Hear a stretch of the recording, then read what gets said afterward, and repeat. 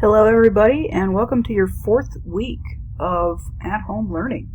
It's fun and exciting, and let's just keep going. Our objective for this lesson is to multiply two binomials. We want to multiply special products, and then we want to find some shortcuts for those special products.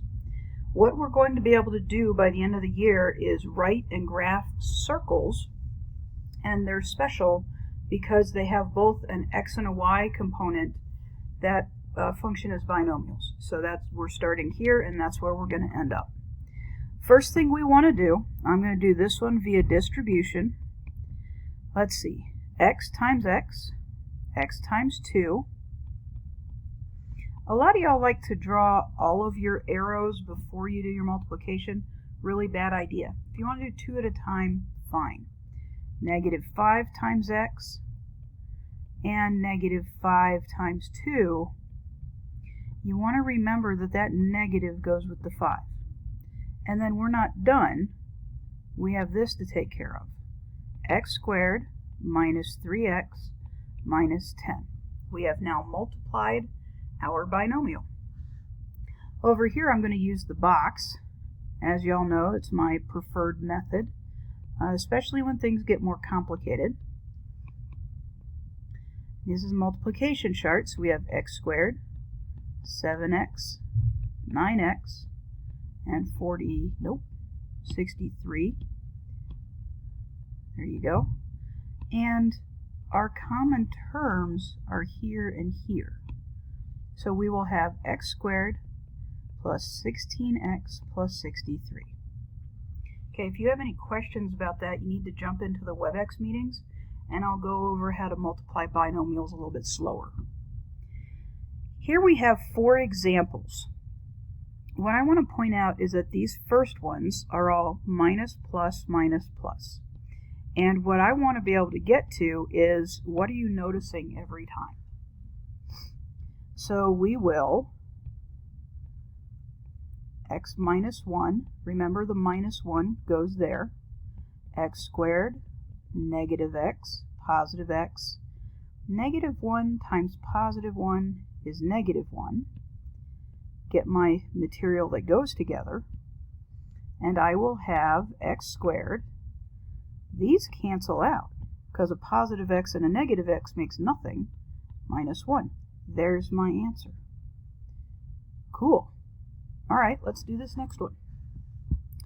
X times x, x squared, x times positive 7, positive 7x, negative 7 times x, and negative 7 times negative 7.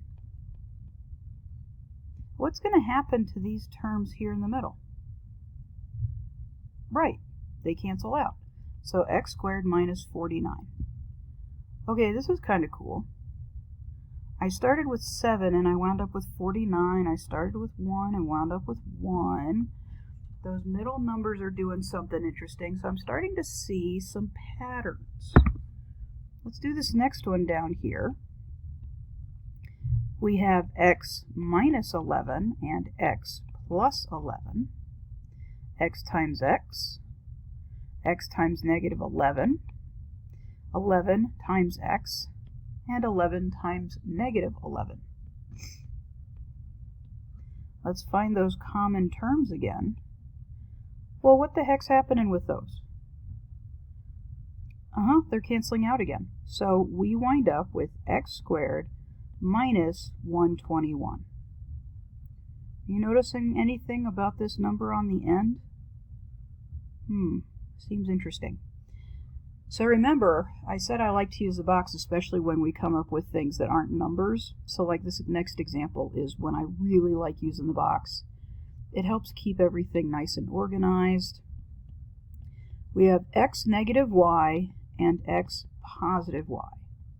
Okay. X times x, x squared. What's x times negative y? Some of y'all said negative yx, but it's actually negative xy because we go in alphabetic order. What's y times x? xy. Haha, I thought I was going to get you. Now here's the tricky bit. What's y times negative y? Well, if I imagine that there's that magic mystery number, a positive times a negative is a negative, and just like x times x is x squared, y times y is y squared. Let's look at those common terms. What do you notice? What's going to happen? Right, those are going to cancel out, and what we're going to be left with is x squared minus y squared. Cool. That is the formula approach instead of just a numerical approach. I'm going to skip down. What do you notice about the special product of x minus y times x plus y? Well, scroll back up and write down what that special product was. It was x squared minus y squared. So what do you notice? I notice that both values are squared and the sign in the middle is always negative. Both values are squared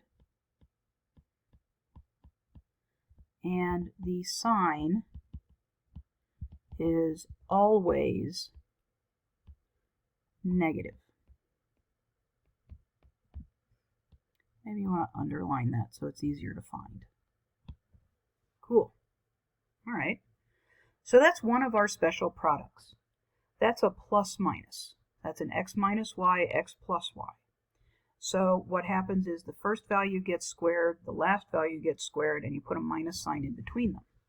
And the y is right there, because we know through repeated algebraic application that our answers are always going to turn out the same.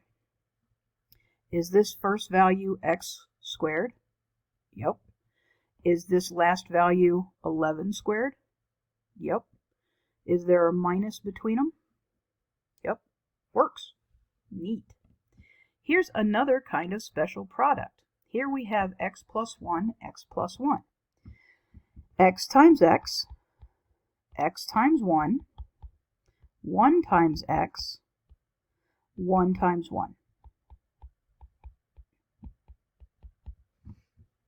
Cool. That was interesting. Let's hop over to the next one onto the right there. We have x plus 7 and we have x plus 7. X times x, x times 7, 7 times x, 7 times 7. We find those values that go together because they're common terms. We have x squared plus 14x plus 49. Okay, that's cool. Well, what the heck's going on down here? What's up with that squared? I thought we were multiplying two binomials. That's right, the squared means there are two binomials. It is x plus 11 times x plus 11. That's what the squared means. Multiply whatever's in the parentheses twice. Not 2 times whatever's in the parentheses. Multiply whatever is inside the parentheses, set them side by side. X times x, x squared. X times 11, 11x. 11 times x, is 11x. 11 times 11, 121. Find those parts that go together. So are you noticing some things that are the same as the first time? The number in the front is squared, the number in the back is squared. The number in the front is squared, the number in the back is squared. What is going on here in the middle? How can we get that number in the middle without having to do the distribution every time? Well, let's see what happens if we just take out the constants and use it just variables. So we've got x and y. We have x and y. X times x. Yep, I'm getting tired of doing it too. We can do this. Let's finish. X times y. Yep. Y times x. xy. And y times y. Okay, if you just said 2y, knock it off. What's y times y? It's y squared. Good job. Let's find those common terms. Remember, the variables and the powers match.